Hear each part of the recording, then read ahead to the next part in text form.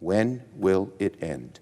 Democratic Senate Majority Leader Chuck Schumer on Wednesday pleaded with Republican lawmakers to pass legislation aimed at preventing the types of mass shootings that left 19 children and 2 teachers dead inside a Texas elementary school the day before.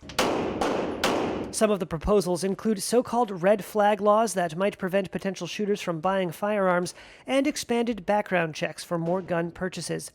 But less than a day after the latest massacre, the worst school shooting in a decade, Schumer plainly stated he saw the odds of any action as, quote, very slim. My Republican colleagues can work with us now.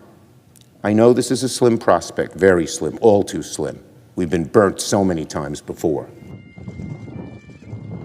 Mass shootings have killed hundreds of Americans. Gunmen have attacked schools, churches, synagogues, shopping centers, movie theaters, a country music festival, and even targeted Republican members of Congress playing baseball. None of these prompted reform in the bitterly divided Congress. Republicans almost universally oppose new restrictions on guns. Our country is sickened and outraged. In brief comments following Schumer, Republican Senate Minority Leader Mitch McConnell described Tuesday's attack on Robb Elementary School in Uvalde, Texas, by an 18-year-old in tactical gear armed with an AR-15 as a, quote, senseless evil by a, quote, maniac. The entire nation's hearts are broken for the victims and for their families.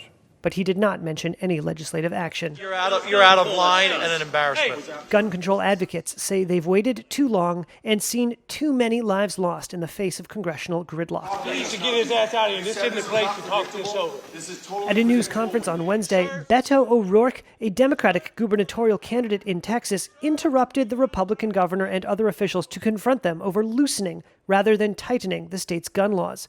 I can't believe you're a sick son of a bitch that would come to a deal like this to make a political issue. When are we going to do something?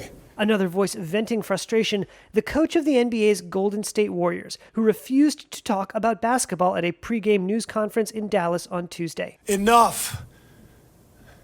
There's 50 senators right now who refuse to vote on H.R. 8, which is a background check rule that the House passed a couple of years ago. It's been sitting there for 2 years. And there's a reason they won't vote on it, to hold on to power. Tuesday's mass murder comes just 10 days after an avowed white supremacist stormed a Buffalo grocery store, murdering 10 African Americans. The Senate will vote Thursday to begin debate on a bill seeking to thwart domestic terrorism that passed the Democratic-controlled House in the aftermath of the Buffalo shooting. But in the evenly divided Senate, Democrats would need support from at least 10 Republicans to meet the chamber's 60-vote threshold for most legislation.